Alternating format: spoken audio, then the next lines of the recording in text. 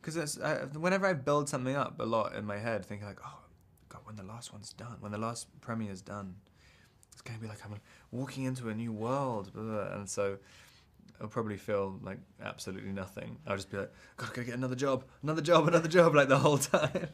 When we were shooting the last part of the first one in Valencia, and they'd forgotten to book me a hotel room, and I turned up at 3 o'clock in the morning, and I was like, and I had to sit, and it was prom night in Valencia, and I had to go and sit on the bench outside the hotel with my suitcase, with all these 17 and 18-year-olds driving past in their cars, like just being like, ha, like throwing sodas at you and stuff.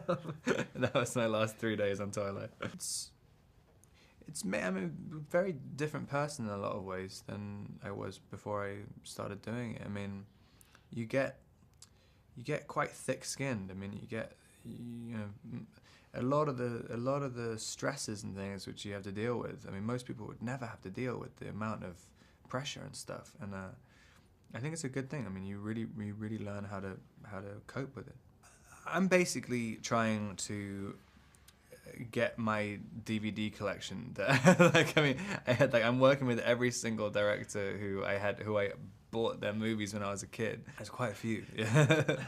And yeah, and kind of, I mean, because that's how I've always thought. I've always loved movies. I never really knew. I didn't want to be an actor when I started getting really into movies, and so my only idea about a career is to be in the movies that is to make movies that I would buy when I was 15, and yeah, you know, working with Herzog and Cronenberg and David Michôd. Like, I mean, these are all the people who I like.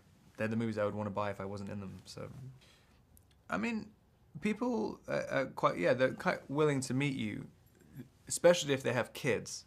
If they have daughters, they're generally really willing to meet you, people who you'd never expect.